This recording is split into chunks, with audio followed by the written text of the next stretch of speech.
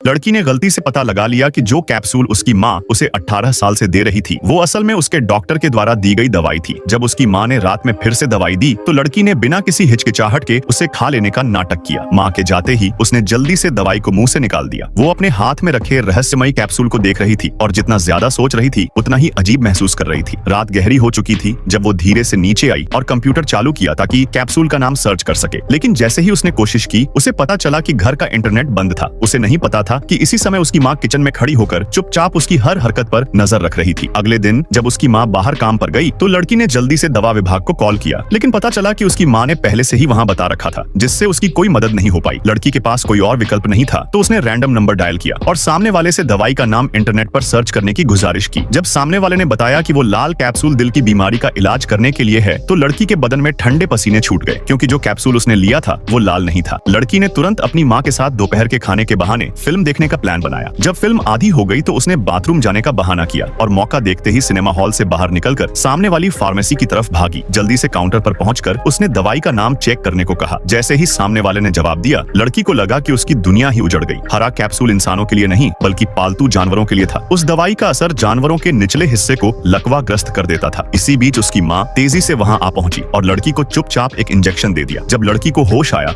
तो उसने टेबल पर खाना रखा देखा। वो तुरंत दरवाजा खोलने दौड़ी, लेकिन पाया कि दरवाजा बाहर से बंद था। जल्दी से चाबी उठाई और ताला खोलने की कोशिश की, लेकिन कुछ नहीं हुआ। उसे समझ आया कि दरवाजा बाहर से फंसा हुआ है। फिर उसने खिड़की खोली और बाहर झांका। उसने पहले खाना खाया ताकि थोड़ी ऊर्जा मिले, फिर मुंह में पानी भरा और अपने औजार लेकर खिड़की से बाहर निकल गई। धीरे धीरे रेंगते हुए वो अपनी माँ के कमरे तक पहुंची। पहले उसने सोल्डरिंग आयरन से कांच में छेद किया, फिर मुंह से पानी छिड़का जिससे कांच तुरंत टूट गया। लेकिन जैसे ही वो कमरे में घुसी अचानक उसका अस्थमा भड़क उठा।